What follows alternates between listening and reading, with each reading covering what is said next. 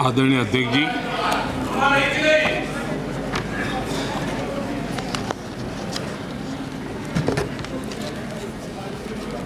पिछले 3 दिवस से अनेक वरिष्ठ महानुभाव आदरणीय सदस्यों ने अपने विचार व्यक्त किए हैं।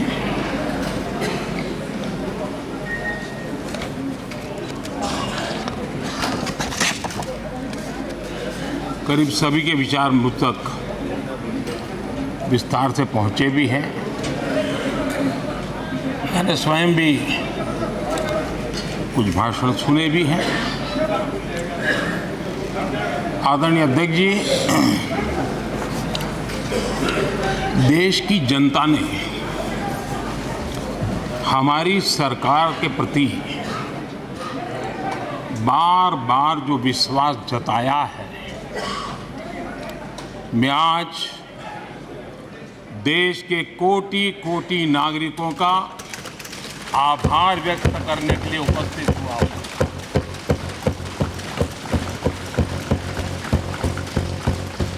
और अध्यक्ष जी कहते हैं, भगवान बहुत दयालु है और भगवान की मर्जी होती है कि वो किसी न किसी के माध्यम से अपनी इच्छा की पूर्ति करता है, किसी न किसी को माध्यम बनाता है। मैं इसे भगवान का आशीर्वाद मानता हूं कि ईश्वर ने विपक्ष को सुझाया और वो प्रस्ताव लेकर आए।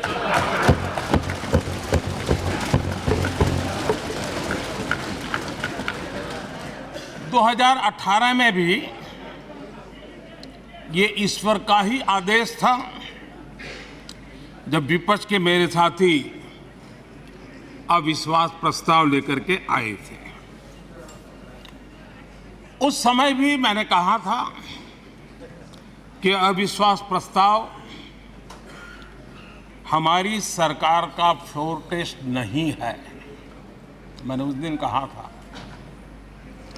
बल्कि ये उन्हीं का फ्लोर टेस्ट है। ये मैंने उस दिन भी कहा और हुआ भी वही। जब मतदान हुआ तो विपक्ष के पास जितने वोट थे उतने वोट भी वो जमा नहीं कर पाए थे।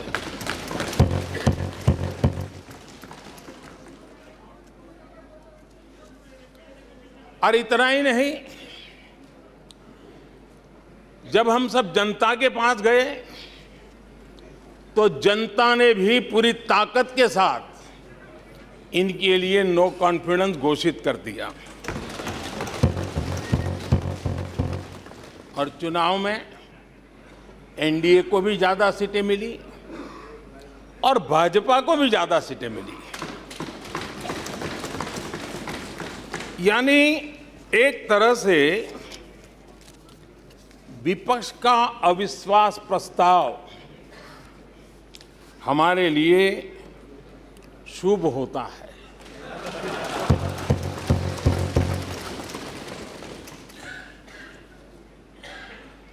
और मैं आज देख रहा हूं कि आपने तय कर लिया है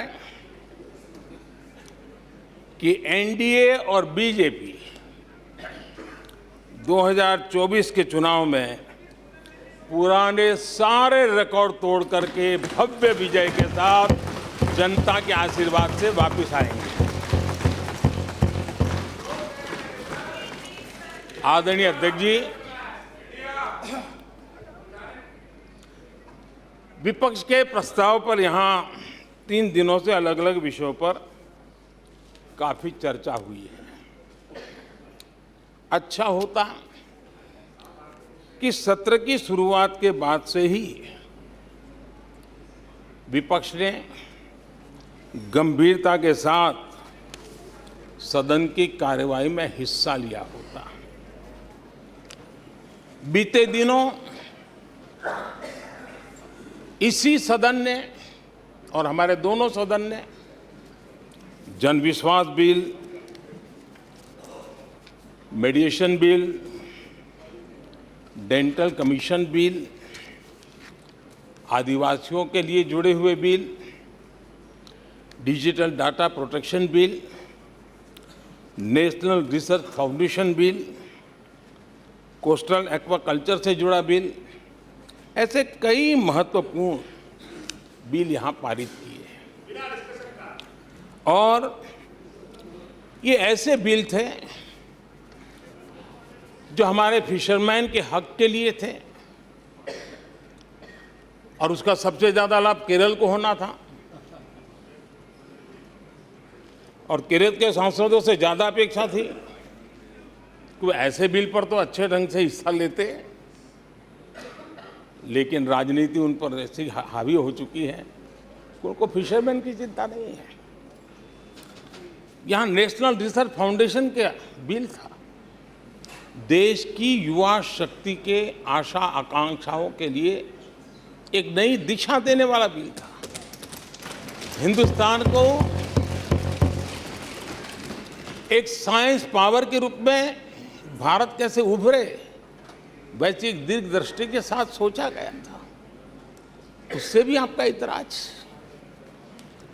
डिजिटल डाटा प्रोटेक्शन बिल, ये बिल अपने आप में देश के युवाओं के जज्बे में जिस बात आज प्रमुखता से है उससे जुड़ा हुआ था। आने वाला समय टेक्नोलॉजी ड्रिवन है। आज डाटा को एक प्रकार से सेकंड ऑयल के रूप में, सेकंड गोल्ड के रूप में माना जाता है। उस पर कितनी गंभीर चर्चा की जरूरत थी, लेकिन राजनीति आपके लिए प्राथमिकता थी।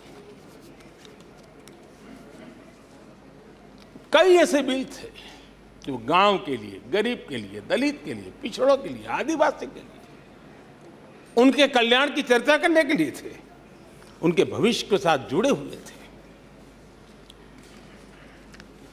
लेकिन इसमें इन्हें कोई रुचि नहीं है। देश की जनता ने जिस काम के लिए उनको यहां भेजा है, उस जनता का भी विश्वासघात किया गया है।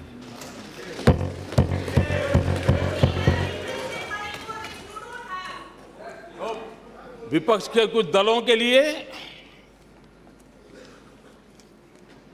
उनके आचरण से, उनके व्यवहार से उन्होंने सिद्ध कर दिया है कि देश से ज्यादा उनके लिए दल है, देश से बड़ा दल है, देश से पहले प्राथमिकता दल है।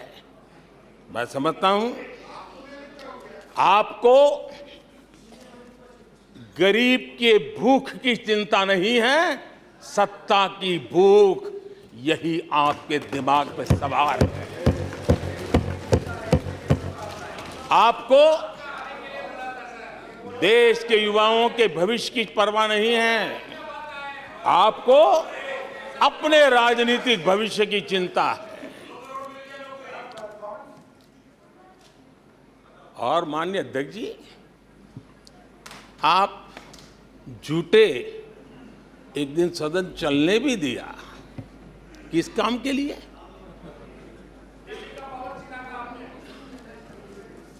आप झूठे तो अविश्वास प्रस्ताव पर झूठे और अपने कट्टर भ्रष्ट साथी उनकी शर्त पर मजबूर होकर के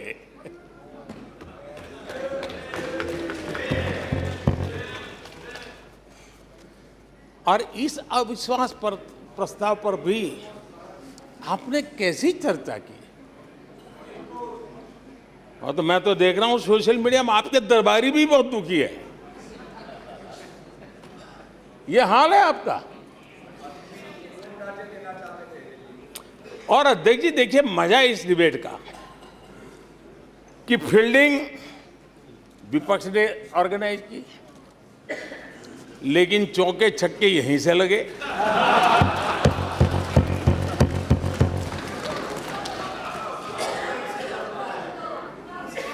और विपक्ष नो कॉन्फिडेंस मोशन पे नो बॉल नो बॉल पर ही करते आगे चलता जा रहा है। इधर से सेंचुरी हो रही है, उधर से नो बॉल हो रहे हैं।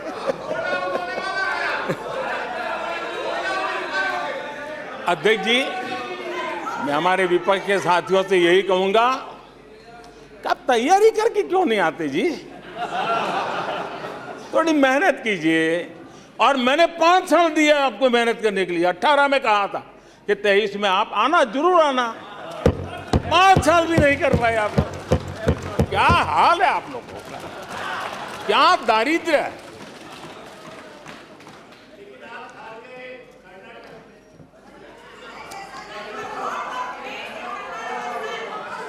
आदरणीय अध्यक्ष जी,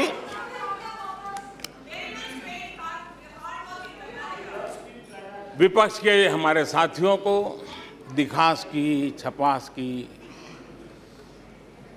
बहुत इच्छा रहती है, पर स्वाभाविक है। लेकिन आप ये मत भूलिए कि देश भी आपको देख रहा है। आपके एक एक शब्द को देश गौर से सुन रहा है। लेकिन हर बार देश को आपने निराशा के सिवाय कुछ नहीं दिया है। और विपक्ष के रवैये पर भी मैं कहूंगा, जिनके खुद के बही खाते बिगड़े हुए हैं, जिनके बही खाते खुद के बिगड़े हुए हैं, वो भी हमसे हमारा हिसाब लिए फिरते हैं। माननीय अध्यक्ष जी, इस अविश्वास प्रस्ताव में कुछ चीजें तो ऐसी विचित्र नजर आई जो न पहले कभी सुना है, न देखा है, न कभी कल्पना की है। सबसे बड़े विपक्षी दल के नेता को बोलने की सूची में नाम ही नहीं था। और पिछले उदाहरण देखिए आप। 1999 में वाजपेयी सरकार के खिलाफ अविश्वास प्रस्ताव आया। शरद पवार साहब उस समय नेतृत्व कर रहे थे। उन्होंने डिबेट का नेतृत्व किया। 2003 में अटल जी की सरकार थी। सोनिया जी विपक्ष की नेता थी। उन्होंने लीड ली। उन्होंने विस्तार से अविश्वास प्रस्ताव रखा। 2018 में खड़गे जी थे विपक्ष के नेता। उन्होंने प्रोमिनेंटली विषय को आगे बढ़ाया। लेकिन इस बार अधीर बाबू को क्या हाल हो गया? उनकी पार्टी ने उन्हें बोलने का मौका नहीं दिया। ये तो कल अमित भाई ने बहुत जिम्मेवारी के साथ कहा कि भाई अच्छा नहीं लग रहा है, और आपकी उदारता थी कि उनका समय समाप्त हो गया था तो भी आपने उनको आज मौका दिया। लेकिन गुड़ का गोबर कैसे करना, उसमें ये माहिर है।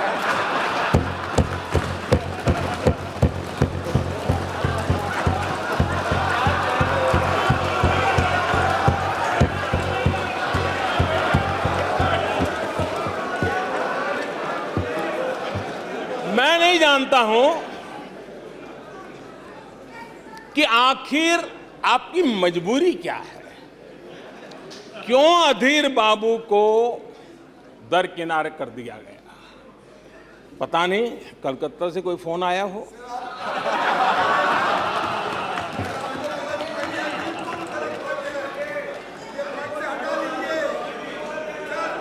और कांग्रेस बार बार उनका अपमान करती है। कभी चुनावों के नाम पर उन्हें अस्थायी रूप से फ्लोर लीडर से हटा देते हैं बिट्टू जी।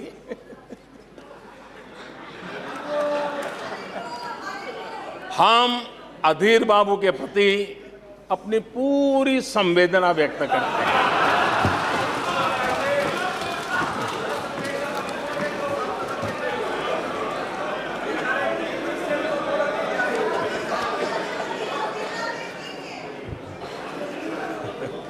सूरज जी जरा जोर से हंस लीजिए।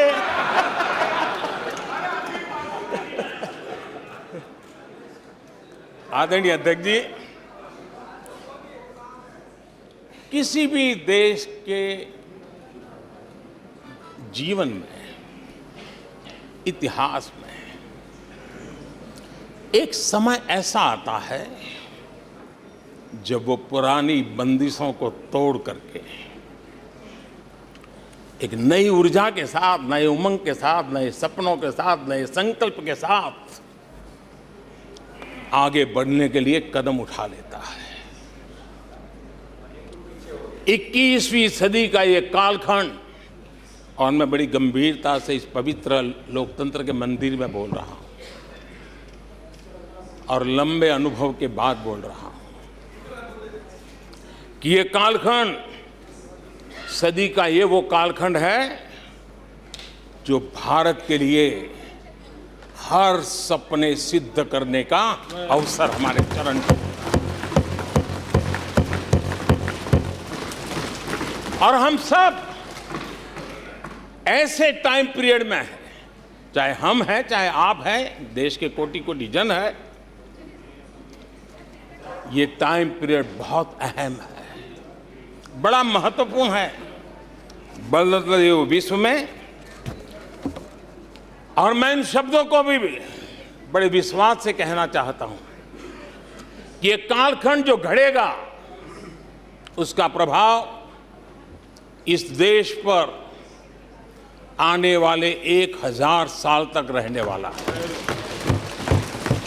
140 करोड़ देशवासियों का पुरुषार्थ इस कालखंड में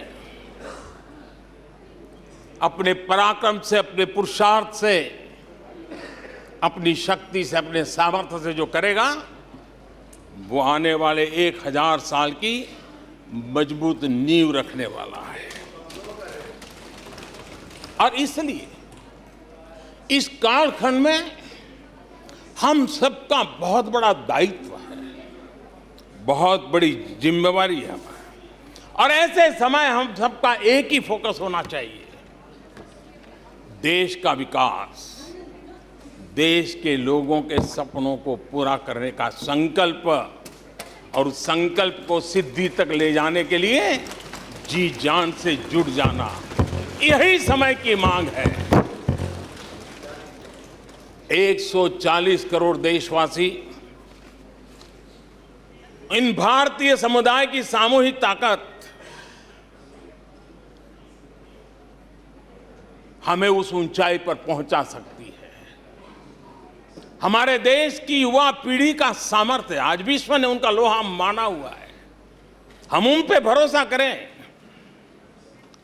ये हमारी युवा पीढ़ी भी जो सपने देख रही हैं, वो सपनों को संकल्प के साथ सिद्धि तक पहुंचाने का सामर्थ्य रखती हैं।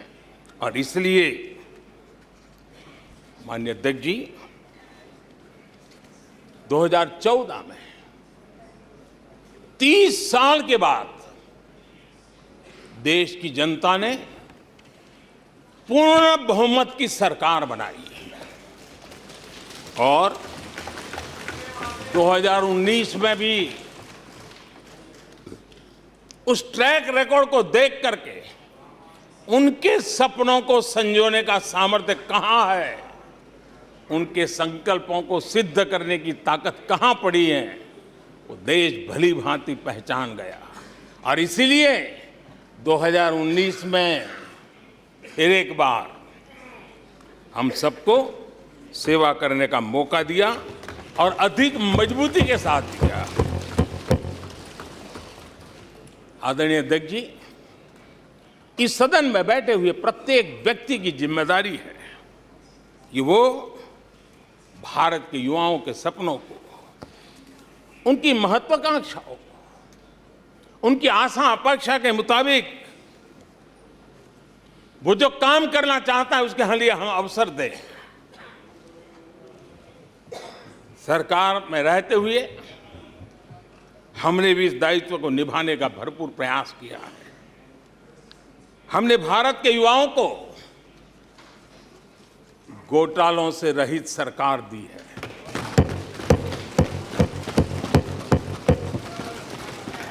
हमने भारत के युवाओं को, आज के हमारे प्रोफेशनल्स को खुले आसमान में उड़ने के लिए हौसला दिया है, अवसर दिया है।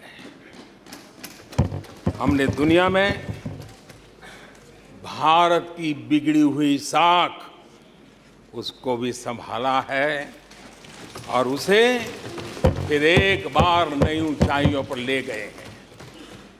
अभी भी कुछ लोग कोशिश कर रहे हैं कि दुनिया में हमारी साख को दाग लग जाए, लेकिन दुनिया अब देश को जान चुकी है। दुनिया के भविष्य में भारत किस प्रकार से योगदान दे सकता है, ये विश्व का विश्वास बढ़ता चला जा रहा है। और इस दौरान हमारे विपक्ष के साथियों ने क्या किया? जब इतनी सानुकूल वातावरण, चारों तरफ संभावनाएं ही संभावनाएं, इन्होंने अविश्वास के प्रस्ताव की आड़ में जनता के आत्मविश्वास को तोड़ने की विफल कोशिश की है। आज भारत के युवा रिकॉर्ड संख्या में नए स्टार्टअप लेकर के दुनिया को चकित कर रहे हैं। आज भारत में रिकॉर्ड विदेशी निवेश आ रहा है। आज भारत का एक्सपोर्ट नई बुलंदी को छू रहा है। आज भारत की कोई भी अच्छी बात ये सुन नहीं सकते। यही उनकी अवस्था है। आज गरीब के दिल में अपने सपने पूरा करने का भरोसा पैदा हुआ है। आज देश में गरीबी तेजी से घट रही है। नीति आयोग के रिपोर्ट के अनुसार पिछले 5 साल में 13.5 करोड़ लोग गरीबी से बाहर आए हैं। आदरणीय अध्यक्ष जी, आईएमएफ अपने एक वर्किंग पेपर में लिखता है कि भारत ने अति गरीबी को करीब करीब खत्म कर दिया है। आईएमएफ ने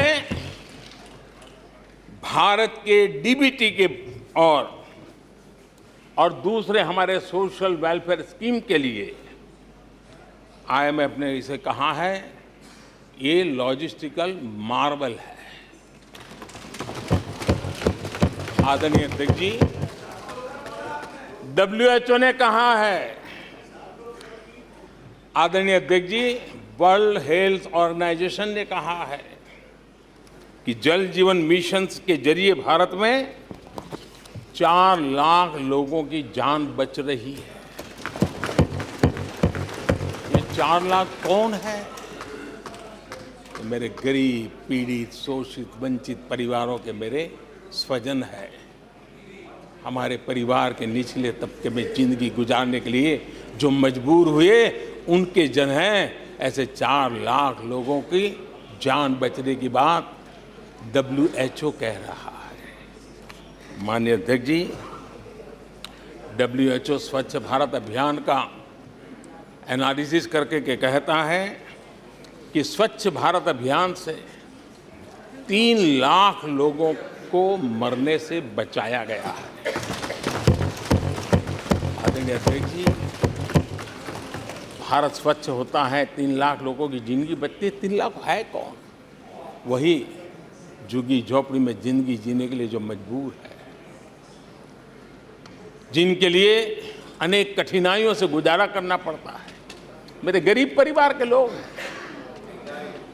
शहरों की बस्तियों में गुजारा करने वाले लोग, गांव में जीने वाले लोग हैं और वंचित तबके के लोग हैं जिनकी जान बची है।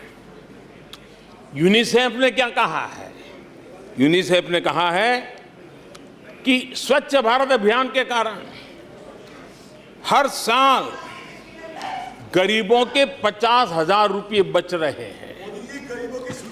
ये लेकिन भारत की इन उपलब्धियों से कांग्रेस समेत विपक्ष के कुछ लोग दलों को अविश्वास है। जो सच्चाई दुनिया दूर से देख रही है, ये लोग यहां रहते हैं दिखती नहीं है।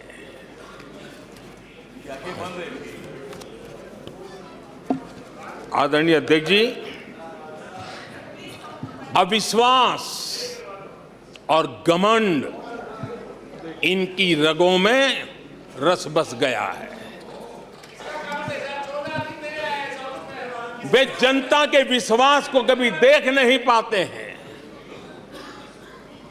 अब ये जो शुतुरमुर्ग अप्रोच है, इसके लिए तो देश क्या कर सकता है? आदरणीय अध्यक्ष जी, जो पुरानी सोच वाले लोग रहते हैं, बहुत सोच से सहमत नहीं हूं, लेकिन वो कहते हैं कि देखो भाई, जब कुछ शुभ होता है, कुछ मंगल होता है, घर में भी कोई अच्छा होता है, बच्चे भी कोई अच्छे कपड़े पहनता है, जरा साफ सुथरा होता है, तो काला टीका लगा देते हैं। आज देश का जो मंगल हो रहा है चारों तरफ, देश की जो चारों तरफ वाहवाही हो रही है, देश का जो जय जयकार हो रहा है, तो मैं आपका धन्यवाद करता हूं कि काले टीके के रूप में, काले कपड़े में निकल के सदन में आकर के आपने इस मंगल को भी सुरक्षित करने का काम किया है। इसके लिए भी मैं आपका धन्यवाद करता हूं।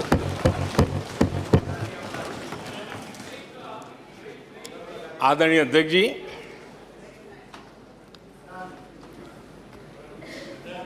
पिछले 3 दिन से भी हमारे विपक्ष के साथियों ने जी भर करके, डिक्शनरी खोल खोल करके जितने अपशब्द मिलते हैं ले आए हैं, जितने अपशब्दों का उपयोग कर सकते हैं भरपूर, पता नहीं कहां कहां से ले आते हैं। लेकिन अच्छा है, थोड़ा मन का गुबार उनका निकल गया होगा, थोड़ा मन हल्का हुआ होगा, इतने अपशब्द बोल लिए हैं तो। और वैसे तो ये लोग मुझे दिन रात कोसते रहते हैं, उनकी ये फितरत है। और उनके लिए तो सबसे प्रिय नारा क्या है? मोदी तेरी कब्र खुदेगी। मोदी तेरी कब्र खुदेगी। मोदी तेरी कब्र खुदेगी, ये इनकी पसंदीदा नारा है। लेकिन मेरे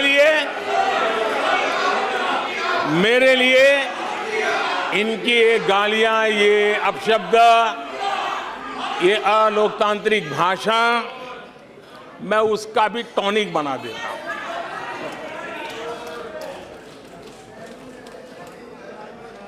और ये ऐसा क्यों करते हैं और ये क्यों होता है?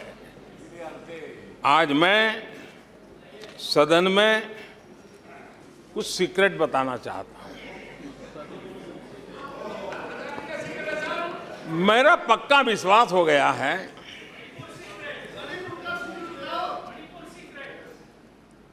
कि विपक्ष के लोगों को एक सीक्रेट वरदान मिला हुआ है।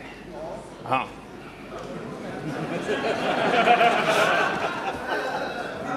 सीक्रेट वरदान मिला हुआ है जी।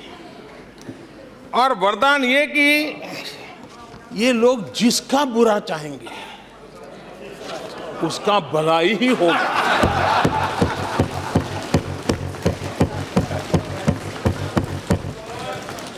एक उदाहरण तो आप देखिए, मौजूद है।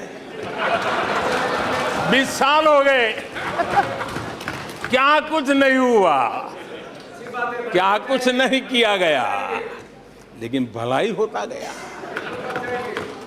तो आपको बड़ा सीक्रेट वरदान है जी, और मैं 3 उदाहरण से ये सीक्रेट वरदान को सिद्ध कर सकता हूं जी। आपको ध्यान होगा कि इन लोगों ने कहा था बैंकिंग सेक्टर के लिए, बैंकिंग सेक्टर डूब जाएगा, बैंकिंग सेक्टर तबाह हो जाएगा, देश खत्म हो जाएगा, देश बर्बाद हो जाएगा, न जाने क्या क्या कहा था। और बड़े बड़े विद्वानों को विदेशों से ले आते थे, उनसे कहलवाते थे, ताकि उनकी बात कोई न माने तो शायद उनकी मान ले। हमारे बैंकों की सेहत को लेकर के भांति भांति की निराशा, अफवाह फैलाने का काम इन्होंने पुरजोश किया। और जब इन्होंने बुरा चाहा बैंकों का, तो हुआ क्या? हमारी public sector banks net profit 2 गुने से ज्यादा हो गया। इन लोगों ने फोन बैंकिंग घोटाले की बात, इसके कारण देश को एनपीए के गंभीर संकट में डुबो दिया था। बीते दिनों की बात हो रही है, लेकिन आज जो उन्होंने एनपीए का अंबर लगा के गए थे, उसको भी पार कर करके हम एक नई ताकत के साथ निकल चुके हैं। और आज सुबह निर्मला जी ने विस्तार से बताया है कि कितना प्रॉफिट हुआ है। दूसरा उदाहरण, हमारे डिफेंस के हेलीकॉप्टर बनाने वाली सरकारी कंपनी HAL, ये HAL को लेकर के कितनी भली बुरी बातें इन्होंने करी थी। क्या कुछ नहीं कहा गया था HAL के लिए, और इसका दुनिया पे बहुत नुकसान करने वाली भाषा का प्रयोग किया गया था। और HAL तबाह हो गया है, HAL खत्म हो गया है, भारत की डिफेंस इंडस्ट्री खत्म हो चुकी है। ऐसा न जाने क्या क्या कहा गया था HAL के लिए। इतना ही नहीं, जैसे आजकल खेतों में जाकर के वीडियो शूट होता है, मालूम है ना? हाँ, खेतों में जाकर के वीडियो शूट होता है ऐसा लगा करके। हाँ, वैसा ही उस समय HAL फैक्ट्री के दरवाजे पर मजदूरों की सभा करके वीडियो शूट करवाया गया था, और वहाँ के कामगारों को भड़काया गया था। अब तुम्हारा कोई भविष्य नहीं है, तुम्हारे बच्चे मरेंगे, भूखे मरेंगे, HAL डूब रहा है। देश की इतनी महत्वपूर्ण इंस्टीट्यूट को इतना बुरा चाहा, इतना बुरा चाहा, इतना बुरा कहा कि वो सीक्रेट आज HAL सफलता की नई बुलंदियों को छू रहा है। HAL ने अपना highest ever highest revenue register किया है। इनके जी भर करके गंभीर आरोप के बावजूद भी वहां के कामदारों को, वहां के कर्मचारियों को उकसाने की भरपूर कोशिश के बावजूद भी आज HAL देश की आन बान शान बन के उठ रहा है। आदरणीय अध्यक्ष जी, जिसका बुरा चाहते हैं वो कैसे आगे बढ़ता है, मैं तीसरा उदाहरण देता हूं। आप जानते हैं LIC के लिए क्या क्या कहा गया था?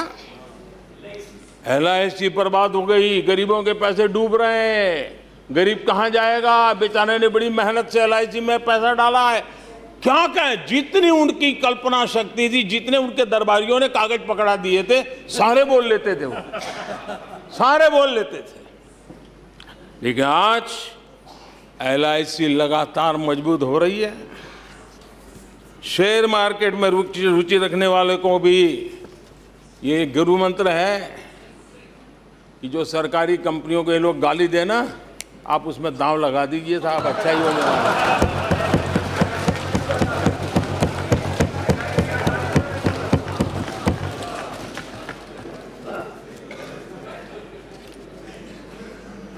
आदरणीय अध्यक्ष जी, ये लोग देश की जिन संस्थाओं की मृत्यु की घोषणा करते हैं, उन संस्थाओं का भाग्य चमक जाता है।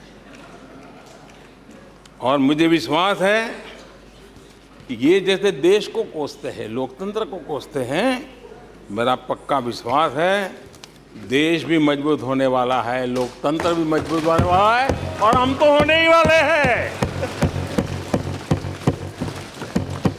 आदरणीय अध्यक्ष जी, ये वो लोग हैं जिन्हें देश के सामर्थ्य पर विश्वास नहीं। इन लोगों को देश के परिश्रम पर विश्वास नहीं है, देश के पराक्रम पर विश्वास नहीं है। कुछ दिन पहले मैंने कहा था कि हमारी सरकार के अगले टर्म में, तीसरे टर्म में, भारत दुनिया की तीसरी टॉप अर्थव्यवस्था बनेगा।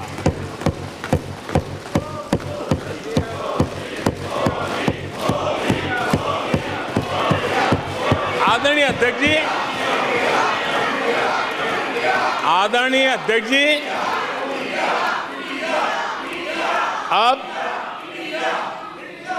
देश के भविष्य पर थोड़ा सा भी भरोसा होता जब हम ये क्लेम करते हैं कि हम आने वाले 5 साल में, नए तीसरे टर्म में, हम देश की इकोनॉमी को तीसरे पर लाएंगे। तो एक जिम्मेवार विपक्ष क्या करता? वो सवाल पूछता, अच्छा भाई बताओ, निर्मला जी बताओ कैसे करने वाले हो, अच्छा मोदी जी बताओ कैसे करने वाले हो, आपका रोड मैप बताओ। ऐसा करते। अब ये भी मुझे सिखाना पड़ रहा है। लेकिन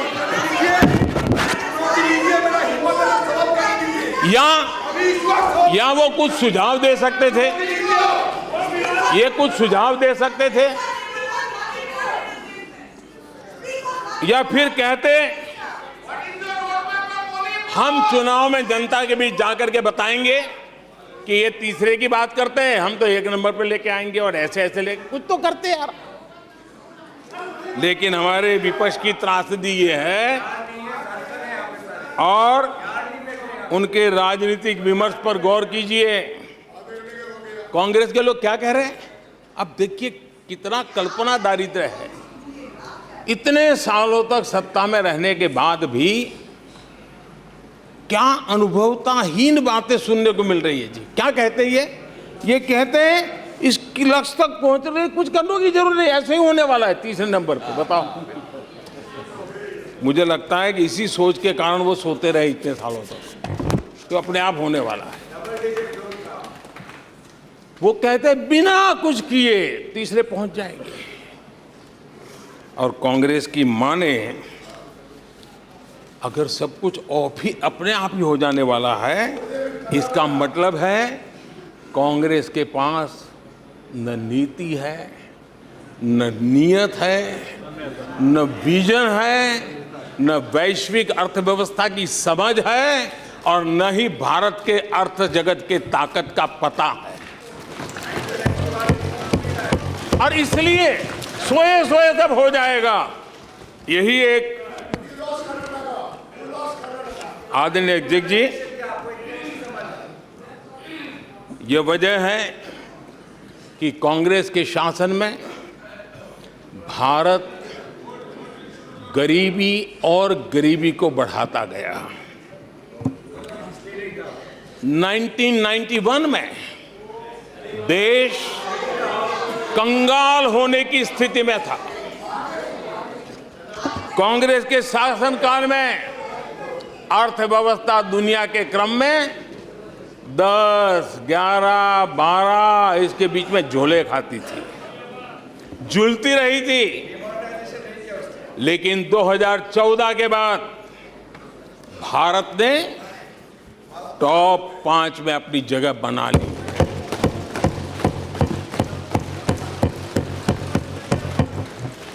कांग्रेस के लोगों को लगता होगा कि ये कोई जादू से लकड़ी से हुआ है, लेकिन मैं आज सदन को बताना चाहता हूं माननीय अध्यक्ष, रिफॉर्म, परफॉर्म एंड ट्रांसफॉर्म एक निश्चित आयोजन, प्लानिंग और कठोर परिश्रम की पराकाष्ठा, और इसी की वजह से आज देश इस मुकाम पर पहुंचा है। और ये प्लानिंग और परिश्रम की निरंतरता बनी रहेगी। आवश्यकता अनुसार उसमें नए रिफॉर्म होंगे और परफॉर्मेंस के लिए पूरी तरह ताकत को लगाया जाएगा, और परिणाम ये होगी कि हम तीसरे नंबर पर पहुंच के रहेंगे। आदरणीय अध्यक्ष जी, देश का विश्वास मैं शब्दों में भी प्रकट करना चाहता हूं, और देश का विश्वास है कि 2028 में आप जब अविश्वास प्रस्ताव लेके आएंगे, तब ये देश पहले 3 में होगा। ये देश का विश्वास है।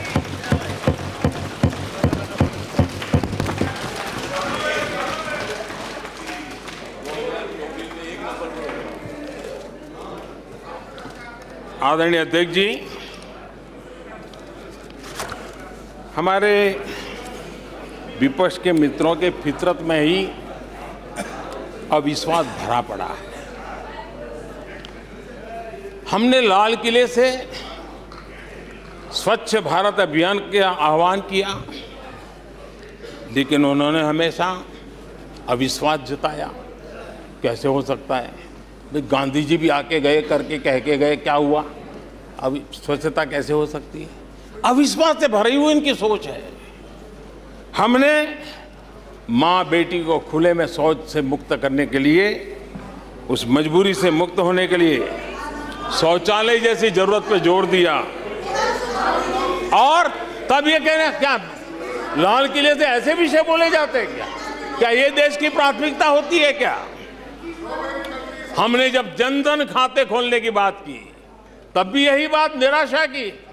क्या होता है जनधन खाता? उनके हाथ में पैसे कहाँ हैं? उनका जेब में क्या पड़ा है? क्या लेके आएंगे? क्या करेंगे?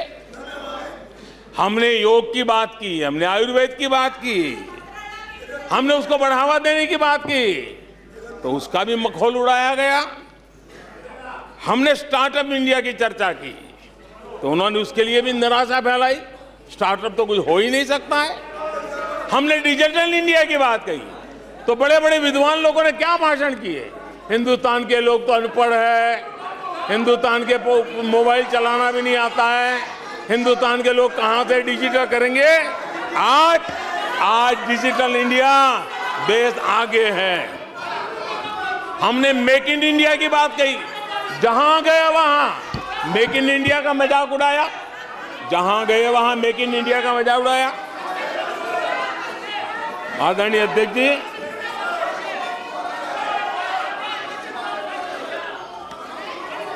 कांग्रेस पार्टी और उनके दोस्तों का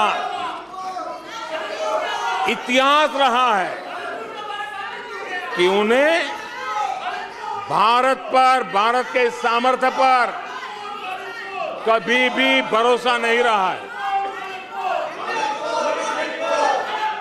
भाषण पूरा नहीं हुआ, आदरणीय प्लीज। अध्यक्ष जी, नो। और ये विश्वास किस पर करते थे? मैं जरा आज सदन को याद दिलाना चाहता हूं। पाकिस्तान सीमा पर हमले करता था, हमारे यहां आए दिन आतंकवादी भेजा जाता था, और उसके बाद पाकिस्तान हाथ ऊपर करके मुकर जाता था, भाग जाता था, बोले हमारी तो कोई जिम्मेवारी नहीं है, कोई जिम्मा लेने को तैयार नहीं होता था। और इनका पाकिस्तान से ऐसा प्रेम था कि वो तुरंत पाकिस्तान की बातों पर विश्वास कर लेते थे। पाकिस्तान कहता था कि आतंकी हमले होते रहेंगे और बातचीत भी होती रहेगी। इन्हें यहां तक कहते भाई पाकिस्तान कह रहा है तो सही कहता होगा, ये इनकी सोच रही है। कश्मीर आतंकवाद की आग में दिन रात सुलग रहा था, जलता था, लेकिन कांग्रेस सरकार का काम कश्मीर के आम नागरिकों पर विश्वास नहीं था। वे विश्वास करते थे हुर्रियत पर, वे विश्वास करते थे अलगाववादियों के पर, वे विश्वास उन लोगों पर करते थे जो पाकिस्तान का झंडा लेकर के चलते थे। भारत ने आतंकवाद पर सर्जिकल स्ट्राइक किया, भारत ने एयर स्ट्राइक किया।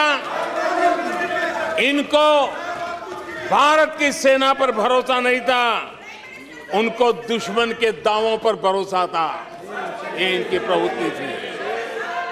अध्यक्ष महोदय, आज दुनिया में कोई भी भारत के लिए अपशब्द बोलता है तो इन्हें उस पर तुरंत विश्वास हो जाता है, तुरंत उसको कैच कर लेते हैं। ऐसा मैग्नेटिक पावर है कि भारत खिलाफ हर चीजें वो तुरंत पकड़ लेते हैं।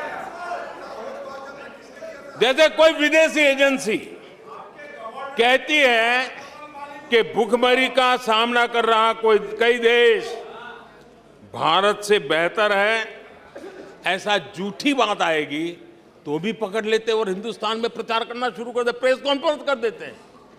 भारत को बदनाम करने में क्या मजा आता है। दुनिया में कोई भी ऐसी बेतुकी बातों को मिट्टी के ढेले जैसी जिसकी कीमत ना हो, ऐसी बातों को तवज्जो देना ये कांग्रेस की फितरत रही है, और तुरंत उसका भारत में एम्पलीफाई करना, प्रचार करना पूरी कोशिश टीम लग जाती है। कोरोना में की महामारी आई, भारत के वैज्ञानिकों ने मेड इन इंडिया वैक्सीन बनाया। उन्हें भारत के वैक्सीन पर भरोसा नहीं, उनको भारत के वैक्सीन पर भरोसा नहीं, विदेशी वैक्सीन पर भरोसा, ये इनकी सोच रही। आदरणीय अध्यक्ष जी,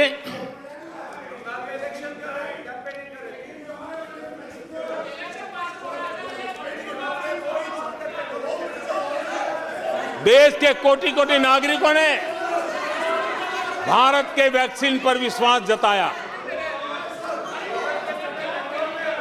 इनको भारत के सामर्थ्य पर विश्वास नहीं है, इनको भारत के लोगों पर विश्वास नहीं है। लेकिन इस सदन को मैं बताना चाहता हूं, इस देश का भी, भारत के लोगों का कांग्रेस के प्रति नो कॉन्फिडेंस का भाव बहुत गहरा है।